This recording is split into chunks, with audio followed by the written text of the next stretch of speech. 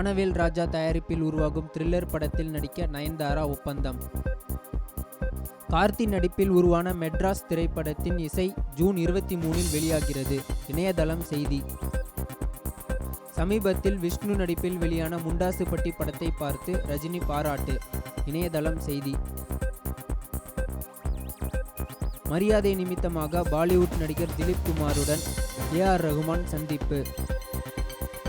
விஜய் நடித்துள்ள கத்தி வெளியான பின் அஜித் நடிப்பில் உருவாகும் படம் வெளியாகும். கௌதம் மேனன் விளக்கம். எழில் இயக்கும் படத்தில் வில்லேஜ் மைனராக விக்ரம் பிரபு நடிக்கிறார். படத்திற்கு வெள்ளக்காரதுரை என்று தலைப்பு வைக்கப்பட்டுள்ளது. சர்வதேச சிலை கடத்தல் பின்னணியில் களவு தொழிற்சாலை. இயக்குனர் களஞ்சியம் தகவல். இளையராஜா இசையமைக்கும் அமிதாப் ஹிந்தி படத்தில் அமிதாப் பச்சன் பாடியுள்ளார். அஜித் அனுஷ்கா நடிக்கும் படத்தின் ரொமான்ஸ் காட்சிகள் மலேசிய விமான நிலையத்தில் படமாக்கப்பட்டுள்ளது. சூர்யாவின் அஞ்சான் வெளியாகும் ஆகஸ்ட் 15 சிம்பு நடித்த வாலு வெளியாகும். இணையதளம் செய்தி. பாபி ஜசூஸ் படத்திற்காக வித்யா பாலன் ஹைதராபாத்தின் மூலை முடுக்கெல்லாம் சுற்றி உளவு பார்க்கும் இடத்தில் தோன்றுகிறார். பள்ளி மாணவர்களுடன் கூடைப்பந்து விளையாடி மகிழ்ந்தார் ஜார்ஜ் க்ளூனி. ஜெனிஃபர் லாரன்ஸ் எனக்கு பிடித்த நடிகை. ராபர்ட் பட்டின்சன் தகவல்.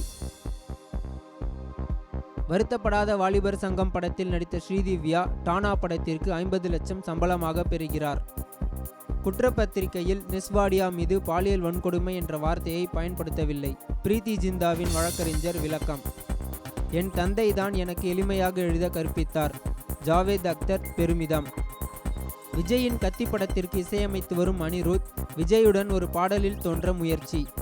திரைப்பட விழாக்களில் திரையிடப்படும் படங்களில் கற்றுக்கொள்ள நிறைய அம்சங்கள் இருக்கும். மணிரத்னம் கருத்து. படங்களில் நடிக்க என் கணவர் எனக்கு முழு ஆதரவு அளிப்பார். என் கதாபாத்திரங்களில் தலையிட மாட்டார். வித்யா பாலன் பெருமிதம். இந்தியா சார்பாக விளையாட இருக்கும் 2 வீராங்கனைகளுக்கு அமிதாப் பச்சன் உதவுகிறார்.